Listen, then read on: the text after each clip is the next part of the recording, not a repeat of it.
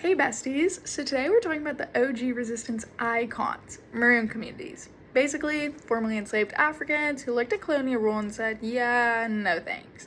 Then they dipped and they built societies from scratch, like absolute legends. Okay, let's back it up. It's the 1600s and 1700s in the Americas. Spain and Portugal are out here doing the most, colonizing land, setting up sugar plantations, and enslaving millions of Africans to do the hard labor. It's giving chaos.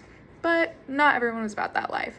Thousands escaped and built maroon communities in forests, swamps, mountains, pretty much anywhere they could carve out freedom. And y'all, these weren't just little hiding spots. These were full-on societies with leaders, councils, trade, military defense, and even peace treaties with colonial governments. They weren't just surviving, they were out here seriously thriving.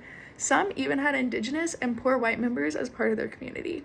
Colonial Latin America? More like Choose Your Fighter anti-colonial edition.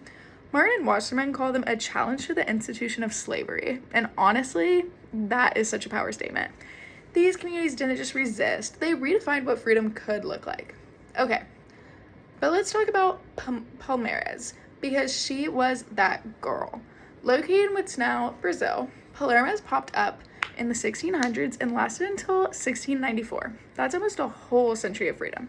At its peak, over 20,000 people lived there.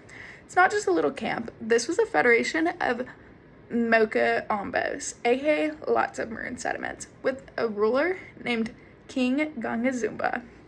They made joint decisions, had leadership meetings, and were constantly strategizing on how they could stay free. They even launched raids on surrounding plantations to rescue even more enslaved people. And Garofalo says that no other maroon community rivaled its size and military strength. Absolutely iconic. Like, how is this not a movie yet? And of course, the Portuguese were not having it. They tried everything, military attacks, fake peace treaties, but Palmeiras held out. The terrain helped too.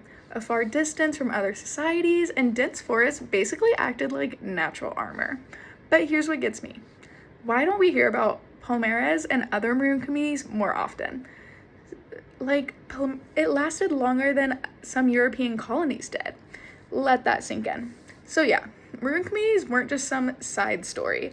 They were bold, powerful acts of resistance, and they remind us that enslaved people weren't passive victims, they were leaders, warriors, and community builders. Honestly, Palmeiras deserves its own Netflix series, so someone call them up.